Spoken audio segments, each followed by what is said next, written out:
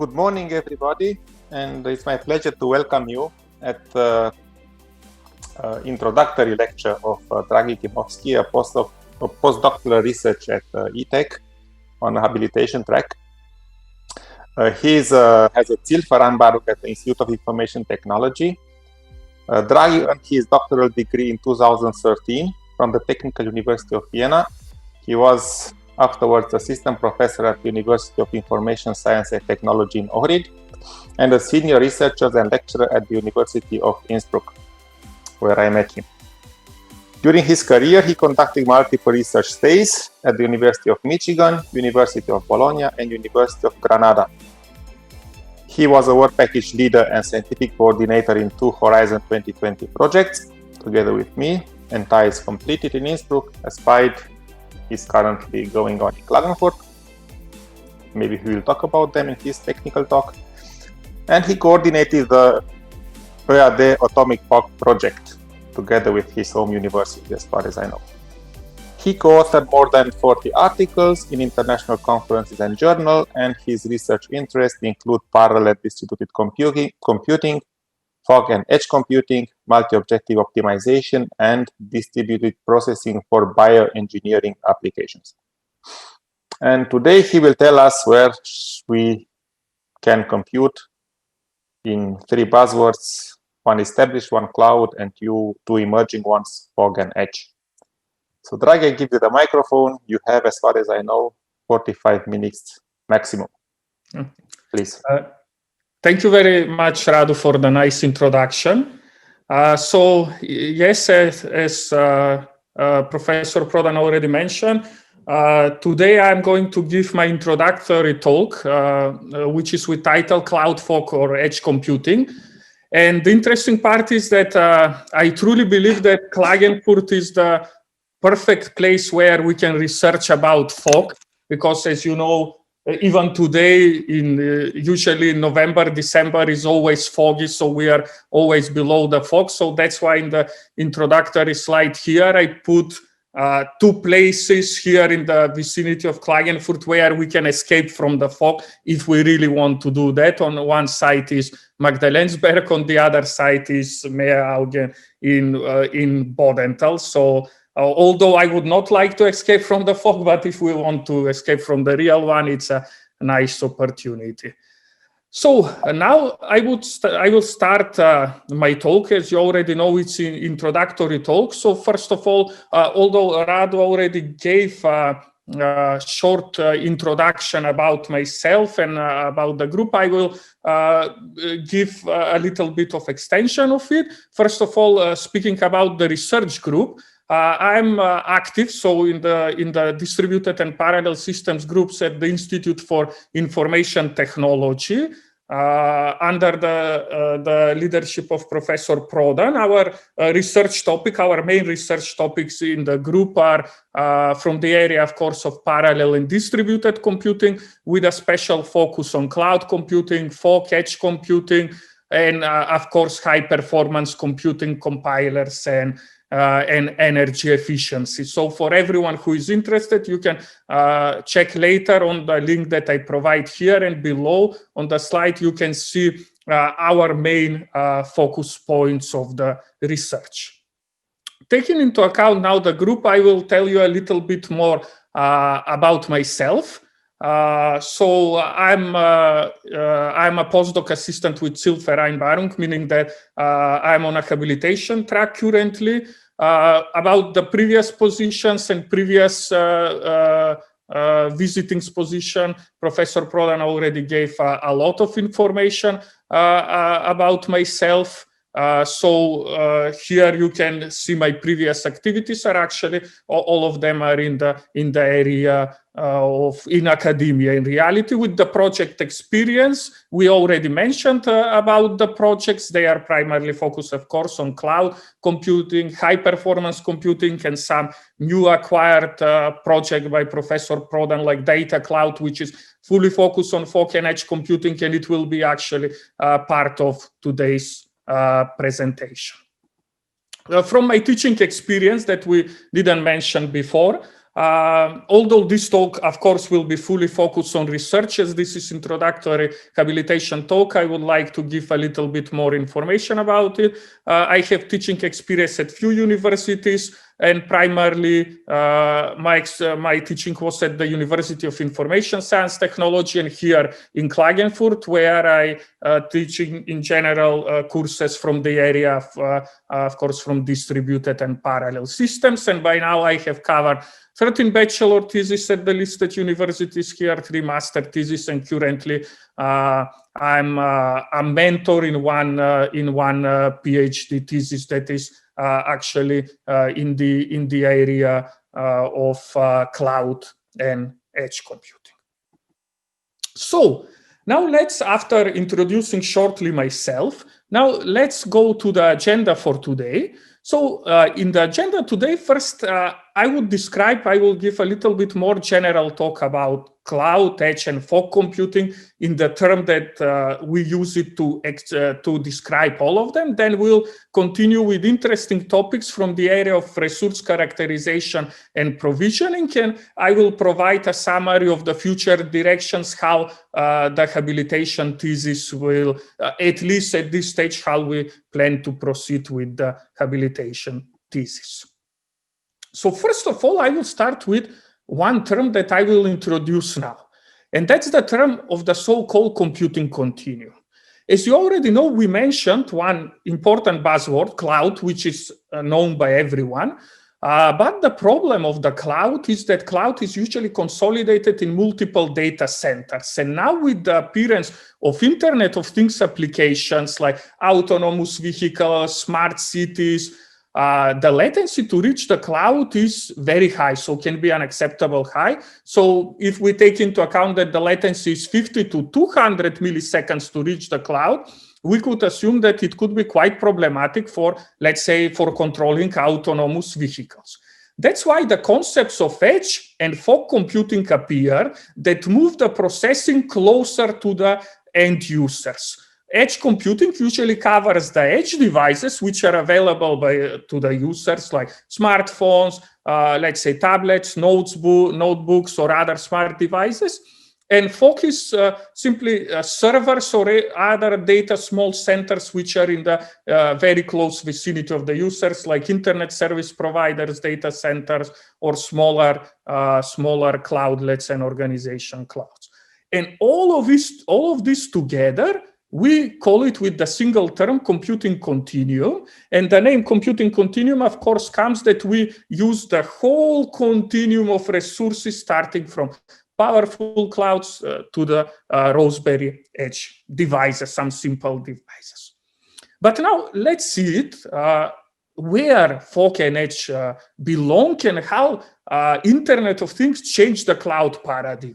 So in today's world, and until recently, all the services that were provided, like the examples that I give here, like augmented reality, virtual reality, smart medicine, multimedia systems like video streaming, usually are done through the cloud. So it means that all those, the clouds are consolidated. Again, we have distributed data centers, which we would say are in the close vicinity of the users, but not enough to support all the Internet of Things applications. So that's why applications where it was really important to have a low latency in the communication, in the computation, try to adopt the computing continuum. And how the computing Internet of Things affected the cloud with the creation of the computing continuum, we can see in the figure here. So now, instead of all these services that in the previous slide, as you can see,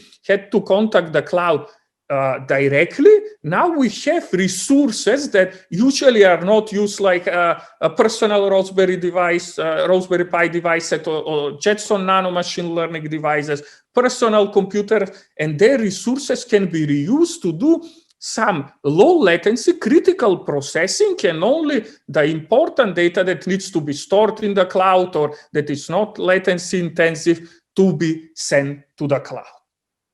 But now the question is, what is the added value of the computing continuum? So what this paradigm brings to us? First of all, it brings us reduction of the amount of data that we send to the cloud.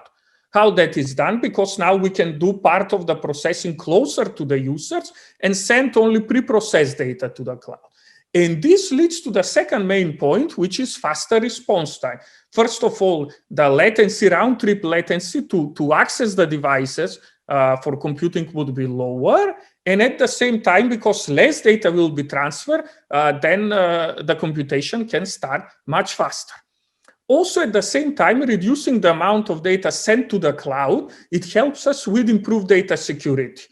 Indirectly. So when you reduce the amount of data sent through the public network, then you could help with the security.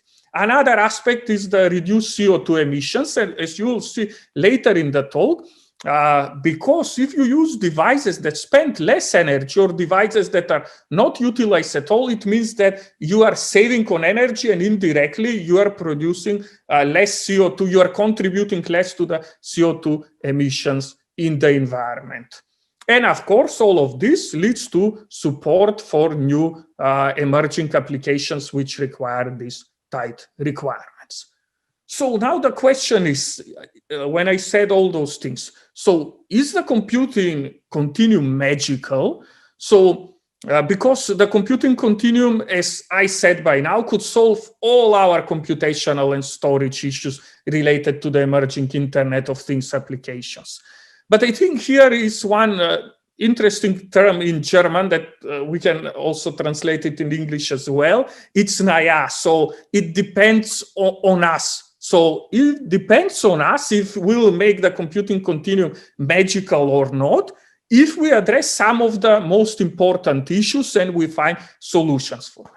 First is the heterogeneity of devices, because we have hundreds of different devices having different amount of resources. Then, when we introduce the edge computing in the continuum paradigm, it means that we use mobile devices and other smart devices that can move. And they could leave the system while we want to execute something on them. Then the other problem is the various control domains. And what's the problem here when, let's say, Dragi has a device and wants to give it in some edge infrastructure to be used? Then that device is under my control. But then Amazon gives another device and another users might give different devices. And with that, we have problematic control over them. The other problem is the data management and distribution, how we can distribute and manage the data, especially knowing how even the sources are distributed. So then how to aggregate, how to redistribute if you do not have enough, especially computational power like it is in the edge side of the computing continuum. And the last problem is the application management. Now, when we have so complex distributed applications, how to manage them through the cloud. And with this, we identify the general, based on the issues, we identify the general problems, open problems that we need to address in recent time. And those are resource characterization, for which I will explain more later, resource provisioning, application decomposition, data decomposition, and storage optimization. And from these problems, actually the research question comes. So, from the first point, resource characterization, resource characterization means to understand the resources because, yes, we know we have supercomputers in the continuum, we have edge devices, and we can say supercomputer is fast, but the edge device is very slow. But then we have to take many different things into account here, like accessing latency, the exact CPU of the device, and so on, that needs to be addressed. After doing that, we need to find ways how to provision the resources to the applications, or think from the other perspective, how to map or place the applications on the resources. So it means how to provision resources over different control domains. And what if we have edge devices, as I said, that could move, and how they will affect our resource provisioning problem. The other thing is how we can split the applications. Okay, for distributed applications, it's not a problem, but in many cases now we have monolithic applications, and we need to think now also how we can decompose the application, and together how we can also decompose the data that we have for computing in order to improve the optimization. And the last question is, because all of the applications that we are using across the continuum usually are wrapped in virtual machines and containers. And now the question here is how we can optimize the distribution of all these virtual machines and containers containing the applications that are later used for provisioning.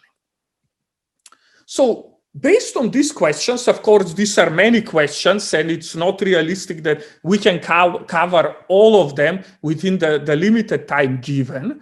So today, my talk focuses on two parts. And the two parts are the resource characterization and the resource provisioning in the term of the question that you can see it here. And the question is, how we can enable efficient execution of distributed applications on heterogeneous devices across the computing continuum, considering that some of these devices could be mobile devices that could easily leave the network while we do the computation itself.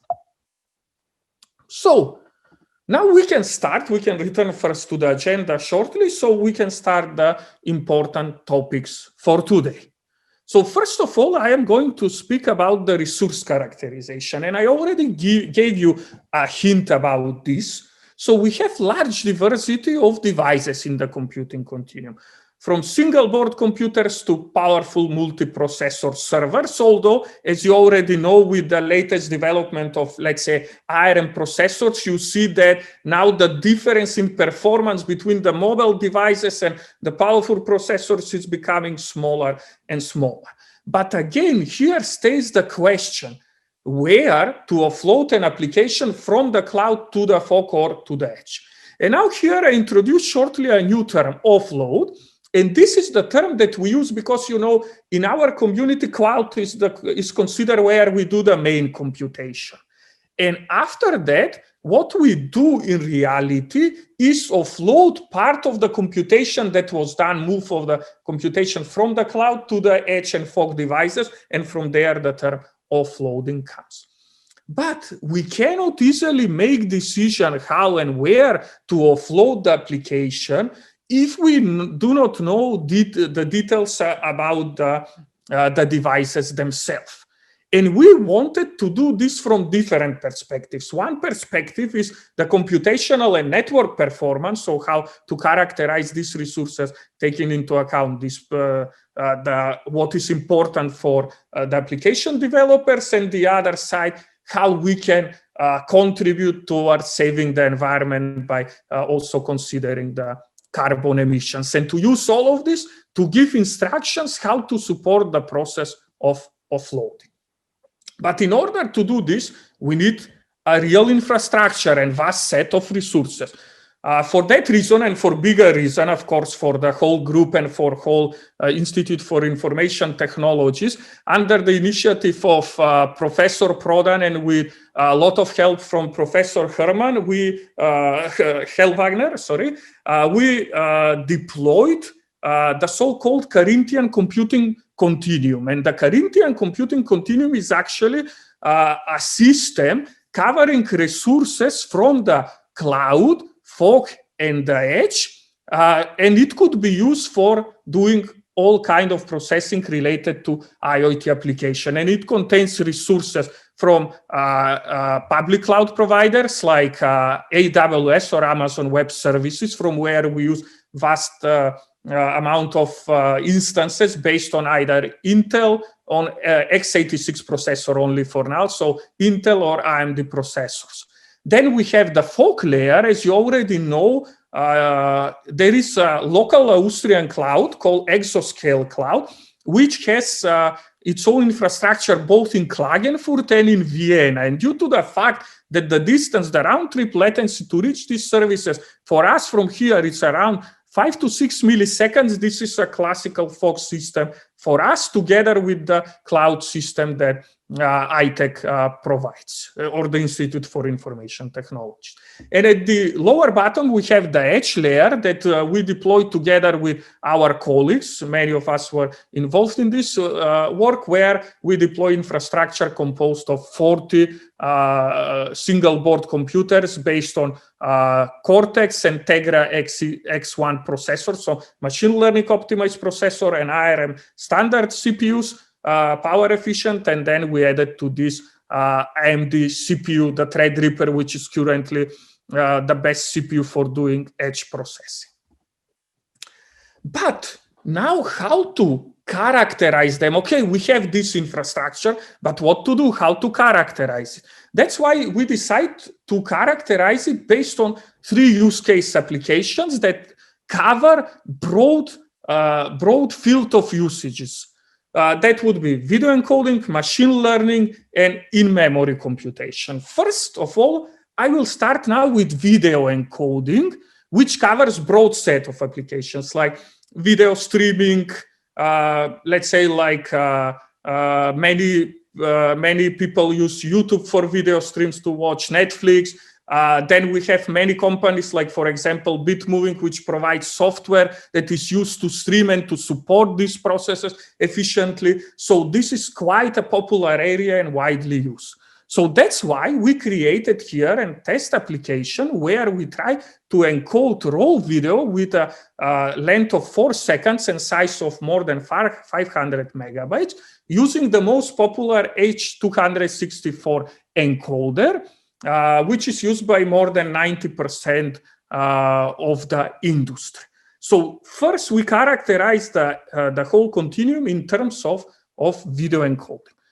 On these graphs, you can immediately see that we have primarily the fog resources provide very good performance in video encoding, primarily that those resources are based on Xeon on EPIC processors. The same thing is with AWS Cloud, except for some instances that have older generation processors.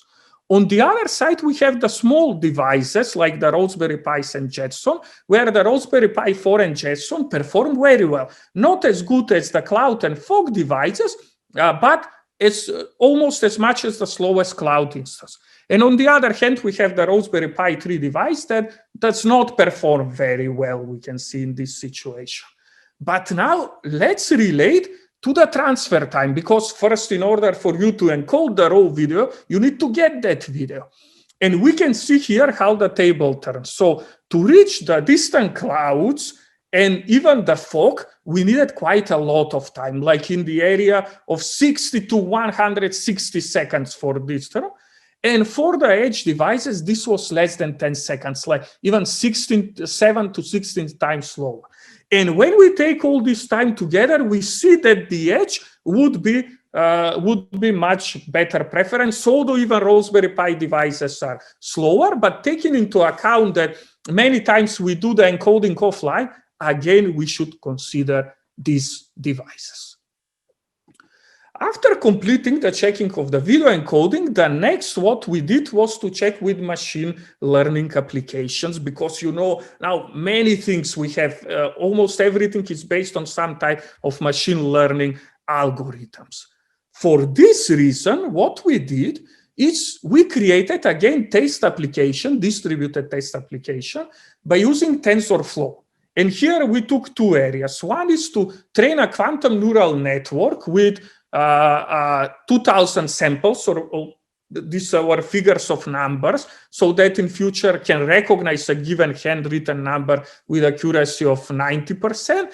And this network was composed of a single layer only, so very simple network. And then we have convolutional neural network that uses the Kaggle dataset, where it's a set of animals to recognize the animal with 80% accuracy. This network is composed of 3 layers with ever-increasing filters between them. So now let's focus here again on the results that we got by performing the computation on the C3 continuum here at Klagenfurt University. let's speak first about the simple quantum neural network. You can see that actually fog and cloud devices perform very nice. And also some of the edge devices, like the one based on the Threadripper processor, which is quite powerful, 24-core processor, it gave the best performance. And on the other side, we have the single board computers that were not that much slower. Okay, we can say around 7 to 8 times. But before thinking, oh, 7 times slower, we have to see on the other slide again for the transfer times. And here we see that for small data sets, the transfer times were very low, both for the cloud and for the edge. So maybe for such a simple machine learning problems training, edge is not suitable at all, even taking the transfer times. But for more complex data sets, where the data set is bigger, like in the second example, here we see increase of the transfer time, but unfortunately, we see also increase in the training time for all edge devices, taking aside the AMD-based CPU or a desktop computer, and the Jetson Nano. But the advantage of the Jetson Nano, which was like 3 to 4 times faster than the other AirPi devices, using same power, only 5 watts of energy, 5 watts of power, sorry. The reason for this is that this has a Tegra X1 processor, which is optimized for machine learning. Now we move to the next use case application, and that's in-memory computing, which is very essential for supporting IoT applications. And you know, many of them are supported now by Spark for doing distributed computing, and especially for doing in-memory computation, where you need to store the whole data in the memory.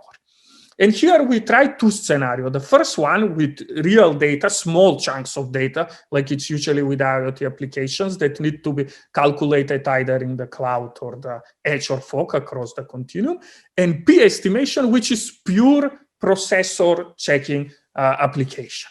And we can see that for the collaborative filtering, the cloud was quite good. But what surprised us was the fog, because here, the resources were reachable with very low latency, very short transfer times, and that contributed for the whole execution time to be reduced. For the Raspberry Pi devices, we can see that they perform not so much worse than the cloud compared to some other instances. You see the performance difference is around 2 times slower, which when we take one device is only 4 watts device and the other is like 200 watts and even more, then the difference it's clear. For the Pi estimation, we again notice a big difference, but again acceptable for some applications, especially if we reduce the accuracy.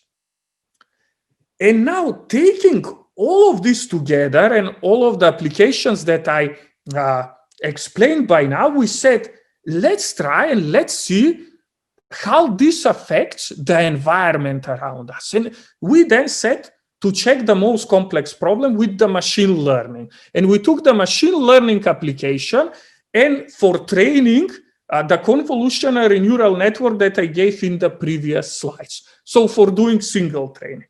So for doing single training, as you can see, the Raspberry Pi 4 devices and Jetson Nanos emitted only 0.7 grams of CO2. And IWS instances emitted 7 to 8 times more.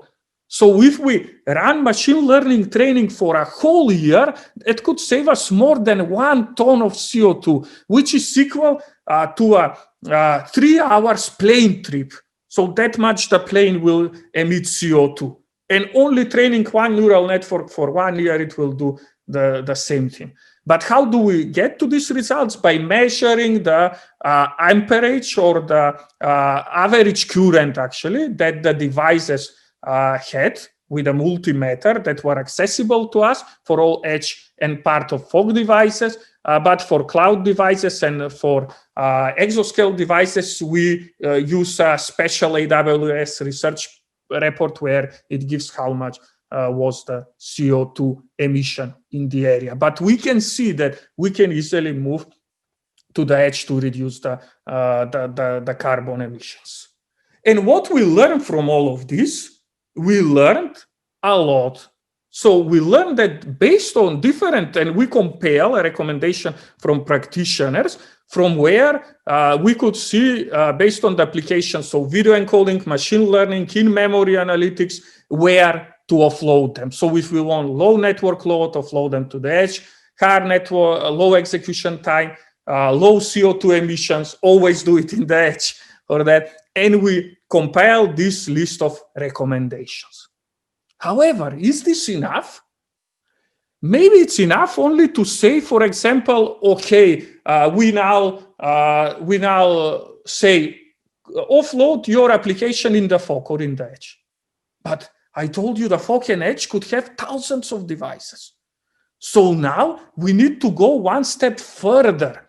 So when we know where to offload, where exactly there, on which device exactly. So to efficiently place all these distributed application workflows that have a lot of dependencies, we need to find a proper way how to do the provisioning of the resources or the application placement from the other perspective. So it means that now we have applications composed of different components that are dependent between each other over a set of resources that could be in the area hundreds, thousands of resources. And it's clear that this is NP-complete combinatorial problem. And how we decided to solve this problem? We decided to solve this problem by using a Pareto optimization, where we try to find solutions based on multiple criteria, usually conflicting, where all the solutions that we select are not dominated by any other solution. So it means that they are better in all of the objectives, taking into account the whole problem space. But now another problem came. Okay, we use Pareto optimization. We decided this is a combinatorial problem. But now we had to identify proper objectives for this problem and proper objectives for the cloud, for the computing continuum. And we decided on three.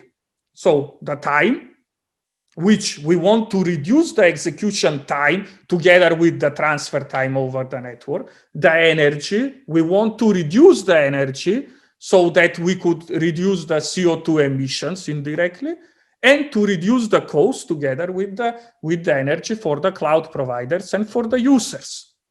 But you see, all these objectives are conflicting. Why do I say conflicting? It's not so easy to reduce the execution time of an application, but at the same time to say, oh, we reduce also the energy, because usually energy, devices that do not require so much energy are slower. Maybe in today's world, the difference is not so big as in previous years, but it's a problematic. And then besides this, we wanted to see how on this, when we want to do this application placement, how this will be affected now when we have devices that could move or disconnect from our network and it's outside of our control. But now let's focus shortly on the objectives. The first objective that we focused on was the time objective. So we wanted to reduce the computation time and the transfer time. So for that reason, we always define the computation time as the instructions, so how much instruction one application is composed of, divided by the number of instructions that the CPU can process. And to add to this is the data transfer times, meaning the data divided by the bandwidth of the channel. And with this, we want to calculate not only for a single component of the application, but for multiple application components that we mark here with N. So taking into account the dependency to calculate how much time will take to execute the whole workflow, taking into account the transfer times. Then we have the energy. For the energy, again, we had to do measurements, direct measurements, and the energy contains three parts, the objective. The energy for computing, the static energy that you always spend while your computer or device is running, and the energy used by the modules for receiving and transfer the data, which for mobile devices could be very big fraction of the whole processing time. The third objective, of course, may be connected with the energy itself somehow, because using less energy could reduce the cost for electricity. But we model it from a different perspective. We model it for the cost that you pay. This is from a user perspective. So we model it as the time that you need to process the given application on the given CPU, like in minutes and in hours, if it is AWS cloud in hours, if it is Lambda in milliseconds. Then for storing, how much you pay for storing, because whenever we store, we pay some amount of money. And then for the communication, because we always, with all cloud providers, we pay for the communication. Even for our edge infrastructure, whenever we put traffic outside, we pay for our provider because we have some monthly fee for using the connection. And now taking these three objectives together, which are complex and conflicting, and taking into account that this is an NP problem where we have to find the best combination between resources and application components from the application workflow, we have to tackle this NP complete problem. And we use very well known NHGA2 based algorithm, which is a genetic algorithm, to perform the optimization by minimizing the time needed as a function. This is our first objective function, the energy, and the cost based on how we place the application on the resources, on how we provision the resources to the application, taking into account that there are enough resources, so enough CPU and memory to process this. But here our problem did not finish. We realize here that, as I told you, many of the edge and fog devices can move. And during computing, if we assign a given module to a device, application component, to a device, and then this device moves, we have a big problem because the computation will be stopped. That's why we decide to go further and to create algorithm that could predict in some way how mobile a given device is, or how often this device can move. In order to solve this problem, as I told you, the main reason is to improve the application placement. How do we improve this? By avoiding devices that move. It means that our algorithm will be more efficient because when the device do not move and the computation is not terminated before it finishes, you don't have to repeat it. So it gives two benefits for the application placement, and we could do this by optimizing, by selecting devices which have low mobility, and by using priority scheduling, so assigning harder tasks to devices that again have low mobility, or via versa. And how do we do this? We do this by using a first-order discrete Markov chains. We use this representation to model every single device in the computing continuum, and there to calculate the probability for the system to reach a particular state. And we have here three states. So the states are disconnected, connected, and roamed. And what we do, we observe the system and we check for each device, where each device is a system, how much time it was in a state 1, how much it was in state 2, state 3, it means connected, disconnected, or roamed. Roamed means that the device connected to one network at the beginning, but then move under different control domain. And we measure both how much time this occurs, so the occurrence, but also duration. So not only when a device disconnected, but how long it was disconnected. And we apply the Markov model presented here in order to predict what could be the next stage. So we create actually a probability matrix where each field tell us how big is the probability for a given device in a given period, delta W. So in a given period, we use it for 3 to 6 hours to move to a different state, or to disconnect from the network, to move in another network, or to rejoin again in the network. And after doing our performing the application placement and considering this Markov model in order to constrain our multi-objective optimization to use only resources that are less mobile, we had to evaluate it. And what we evaluated here is with 2 applications that we provide simulation. So first is the simulation, and later now we are working on deploying it on a real testbed and on the C3 Continuum, and we have quite advances, and then I will report this probably in my next talk. So we took here 2 IoT applications. One is insulin pump. It's an automated pump connected to the cloud and edge that measures all the time the state of the person, how much is the sugar level in the blood, other parameters, pulse, to decide when and how much insulin to give. And the other mental health care application used by the UK Ministry of Health that they use in order to track people with mental health problems so they can react if they become aggressive very quickly.